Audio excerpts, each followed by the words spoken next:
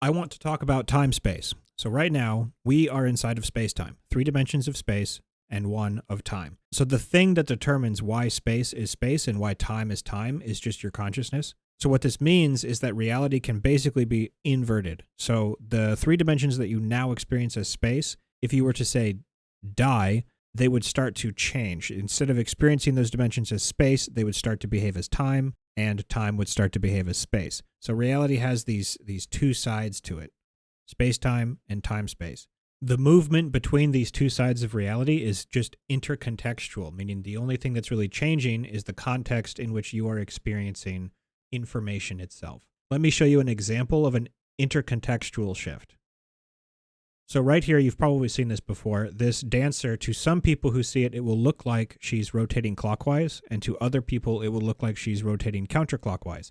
If you focus, you can get it to switch sides. So the trick that I use is I have to look down at the bottom, the very right here at this line, and then you can it also helps to like move your hand clockwise and then start moving it counterclockwise. And if you imagine that she's twisting the other direction, all of a sudden, boom, now she is.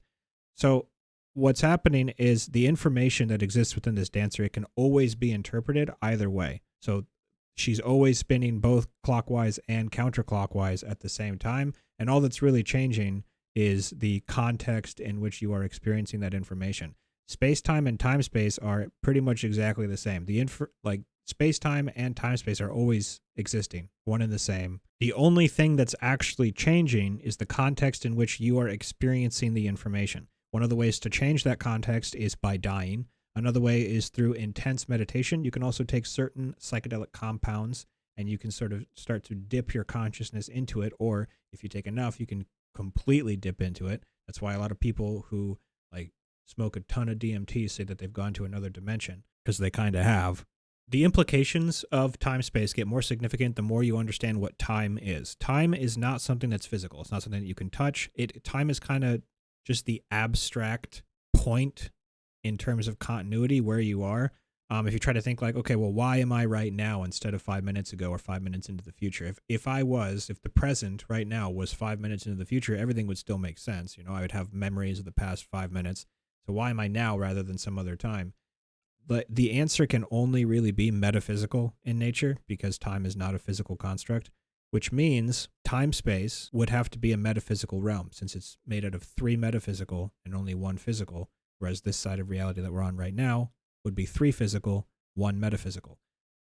People who take large doses of psychedelics and they end up going to the other side, also people who have near-death experiences and they claim that they went to the other side, they both report that time works differently on the flip side. Some of them will say, I had a 5-minute DMT trip, but while I was on the other side, I gathered 1,000 years of experience. And it's the same thing. People who have near-death experiences, they will claim that, there's no time there, that it is a timeless realm, and then they'll explain what happened, and it'll have continuity. So it kind of sounds like, okay, well, what's going on? If time works differently and it's timeless, why is there also continuity? Why is there a sequence of events that makes things make sense? The answer is that it's very difficult to explain time-space with our language. I'm going to try to do a better job than what people who smoke DMT or people who have near-death experiences. I'm going to try to do a better job than what they do. So to do an analogy with space-time, when you have 3 dimensions of space, they don't stack on top of each other if you're talking about distance, for example. So if you're talking about, okay, I want to travel 5 feet, or there is something 5 feet in space, and you're talking about one-dimensional space, so you're talking about a 5-foot line, and then someone says, well, I want you to cube that. You can kind of interpret that 2 different ways. You can interpret that as, okay, well, I'm gonna cube it, so that's 5 times 5 times 5, so that means that it's 125 feet. But also cubing it could mean something completely different. It could mean like a topological cube. So you're not making it longer. You're not going 5 times 5 times 5. You're going 5 by 5 by 5.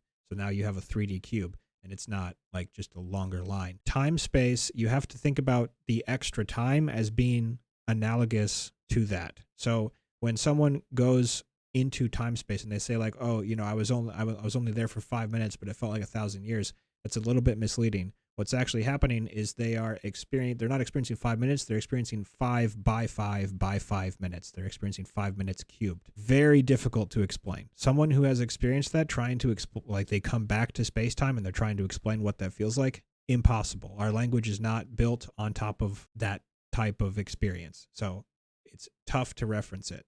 I also just want to showcase this image right here. This is just a really fun way to depict the space-time and time-space. I like this one especially because it portrays a medium in between the two sides, which is fantastic because there is a medium between the two sides. There is this contextual realm in which all 4 dimensions behave 50% as time and 50% as space. And this contextual realm between the two sides, it allows both sides to influence each other.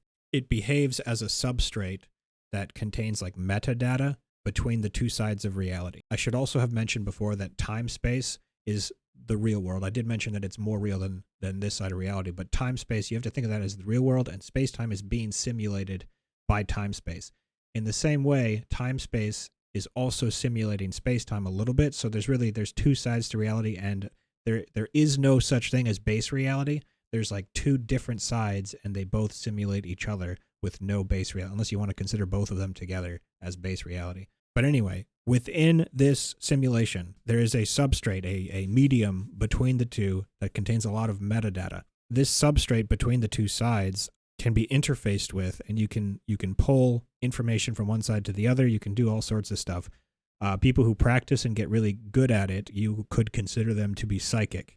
It is also important for me to note that space-time can never be 100%, and neither can time-space. So as the dimensions, like in space-time, as the 3 dimensions become space, they can never approach 100%. Or I should say they can only approach it. They can never reach 100% space. And in the same way, time can never reach 100% time. It'll always be like 99.9999% space, or vice versa. That's important because a lot of the quantum effects that people are finding is just we're hyper analyzing, and we're seeing like evidence that, okay, it looks like space from our perspective, from our conscious perspective, space can never fully be space, and time can never fully be time. There's always a little bit of time space, or in time space, there's always a little bit of space time. One of the implications of this is that you, as a conscious being, are never 100% in space-time. You are never fully inside of this simulation. You always have like a piece of yourself in the higher realm, in time-space. Always, at all times. In fact, that would be the soul, and that would be the real you. And when you die, it's kind of like you're waking up from this side of reality. In the future, I'm going to make a video specifically about the soul, how it works, how we could get evidence about it. And this video is going to probably be very important because the soul exists within time-space. So understanding how time-space and how shifting between the two sides is pretty important to understanding the soul. But until then, join the cult.